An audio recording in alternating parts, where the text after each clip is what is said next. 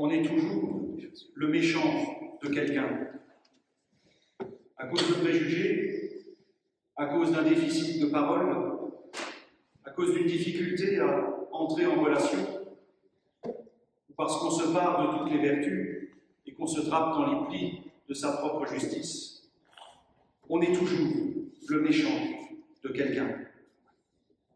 Inutile de remonter aussi loin que le texte de Luc pour s'en apercevoir.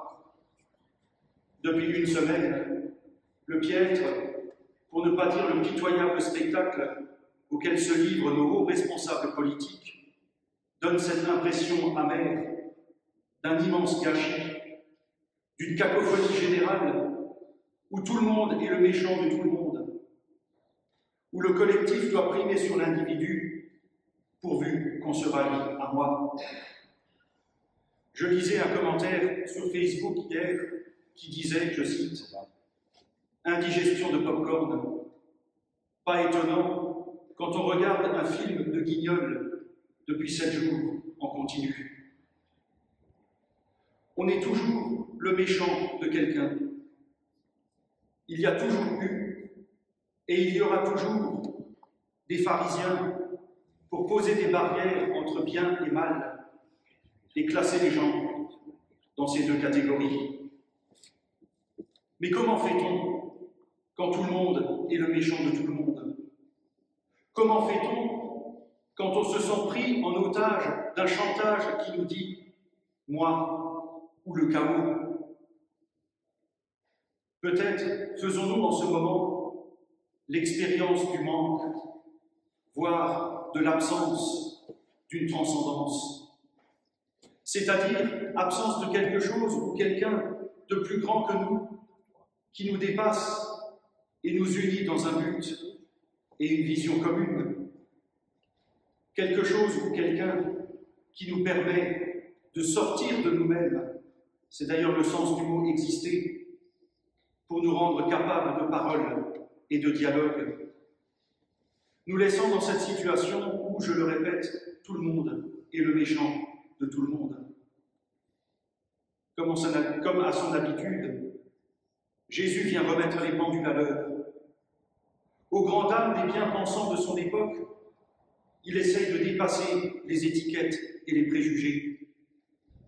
Il mange avec ces fameux méchants. Cet homme fait bon accueil aux pécheurs et mange avec eux, avons-nous entendu. Mais au fait, qui sont ces pécheurs? Qui sont ceux qui, depuis une semaine, s'invectivent et se tapent dessus par réseau social interposé? Ces citoyens qui se méfient les uns des autres, qui manifestent les uns contre les autres, tout en subissant le vaudeville politique.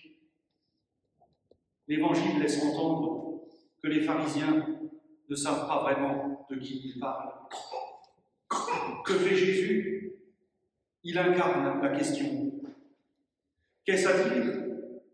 Il ne passe pas son temps à disserter et à élaborer des théories fumeuses sur les autres qu'il n'a en fait jamais rencontrés. Au contraire, Jésus prend le temps de la parole, de l'écoute, de la rencontre, du partage et du repas. Il crée du lien. Il relie du verbe relier et relie du verbe relire des histoires. Il rencontre des personnes en chair et en os avec ce qu'elles vivent, espèrent, portent et souffrent. Et Jésus illustre son propos avec 3 paraboles. La brebis perdue, la drachme perdue, et la plus connue, nous l'avons entendu, le fils prodigue. 3 paraboles qui disent la même chose. On peut se perdre, on peut se tromper, on peut emprunter des voies sans issue. Mais l'Évangile nous révèle que Dieu n'abandonne pas dans ses fausses routes et ses égarements. Il va à la recherche de la brebis perdue. Il va à la recherche de la drachme perdue. Parce que pour Dieu, cela n'a rien d'abstrait. Il ne s'agit pas de silhouettes qu'on regarde vite fait, qu'on juge, ou sur laquelle on colle une étiquette. Cette brebis, cette drachme compte pour Dieu, qui ne peut pas les abandonner. De même, le fils prodigue. Son père l'accueille, court à sa rencontre pour ne pas laisser son fils repartir et se perdre à nouveau. Sur vos feuilles de culte, vous pouvez voir un détail d'un tableau de Rembrandt qui illustre le retour du fils prodigue. Un gros plan sur les mains du père qui accueille et qui étreint son fils.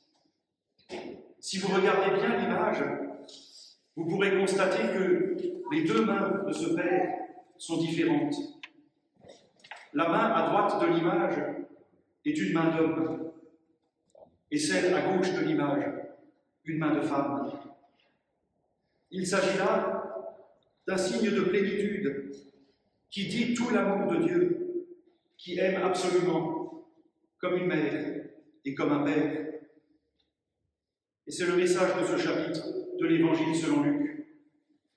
On est toujours le méchant de quelqu'un, surtout quelqu'un qui, à force d'être trop plein de lui-même, n'est plus capable de faire autre chose que de coller des étiquettes et de distribuer des bons ou des mauvais points.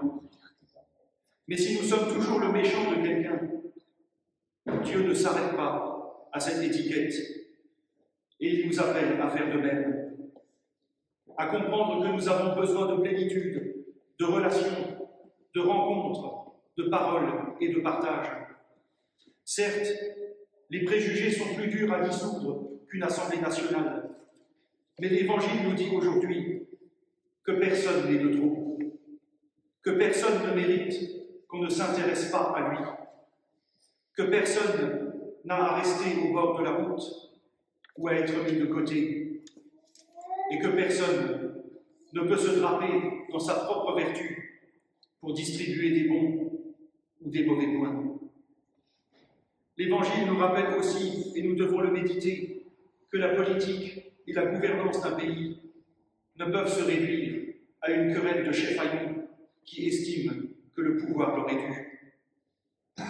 Nous sommes unis par quelque chose de plus grand que nous, qui nous révèle que dans la sécheresse du doute, de l'échec ou de l'impasse existentielle, nous sommes baptisés, associés à la parole de Dieu, qui nous rappelle que nous sommes aimés, quelles que soient nos errances, nos fautes ou nos chutes, que nous n'avons pas besoin de justifier notre existence parce que nous sommes aimés.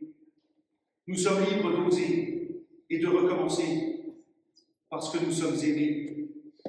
Et même si nous nous éloignons de Dieu, il continue de penser à nous parce qu'il nous a aimés le premier, posant des paroles et un message de réconciliation sans lesquels il n'est pas possible de vivre.